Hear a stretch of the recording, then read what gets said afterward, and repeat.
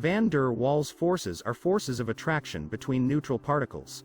Neutral particles can be molecules with a covalent bond, such as hydrogen chloride or oxygen molecules. Van der Waals forces arise due to the formation of dipoles. A dipole is a molecule with relative opposite charges at the ends. Charges are formed due to the displacement of electrons in a covalent bond. The dipole can be permanent or directed.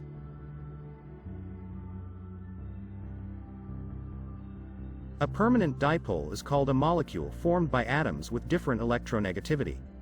For example, hydrogen chloride molecules have a permanent dipole. Since the electronegativity of chlorine is higher than the electronegativity of hydrogen, the total electron pair is biased towards chlorine. The chlorine atom carries a relatively negative charge, while the hydrogen atom carries a relatively positive charge.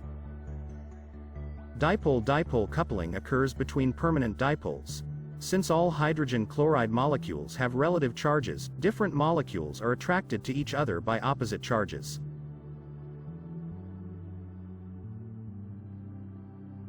A dipole can also occur in nonpolar molecules, where the atoms have the same electronegativity.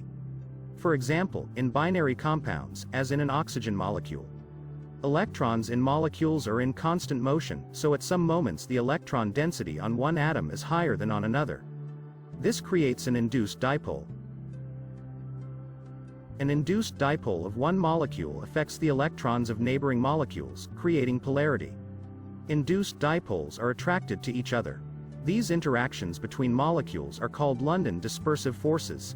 They are weaker than dipole-dipole interactions. Permanent and directed dipoles can also interact with each other. Such interactions are called inductive attraction. For example, between molecules of hydrogen chloride and oxygen molecules. This attraction is also weak and unstable. Van der Waals forces are very weak compared to other existing bond types. This explains the low boiling points of covalently bonded compounds. Many substances with van der Waals interactions are gases.